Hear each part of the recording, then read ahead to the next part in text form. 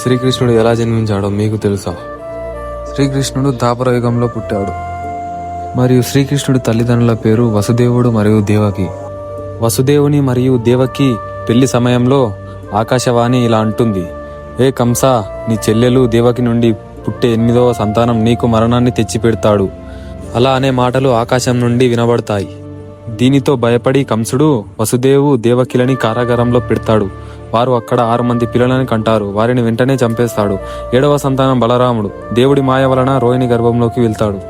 8వ సంతానంగా శ్రీకృష్ణుడు జన్మిస్తాడు. అర్ధరాత్రి సమయంలో అష్టమి తిథి రోహిణి నక్షత్రంలో జన్మించే సమయంలో గొప్ప అద్భుతాలు జరుగుతాయి. కారాగారంలోని తాళాలు తానే తెరుచుకుంటాయి. కాపలదారులు నిద్రలో పడిపోతారు.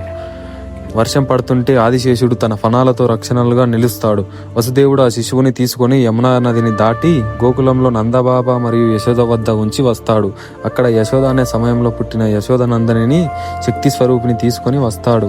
కంసుడు ఆ బిడ్డని చంపడానికి ప్రయత్నిస్తుండగా ఆమె ఆకాశంలోనికి ఎగిరి ఇలా అంటుంది: నీ శత్రువు ఇప్పటికే ఎక్కడో పుట్టాడు, నీ మరణం తథ్యం అని చెబుతుంది.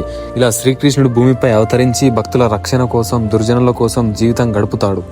ఇలాంటి వీడియోస్ కోసం మన ఛానల్ని ఇప్పుడే సబ్స్క్రైబ్ చేసుకోండి.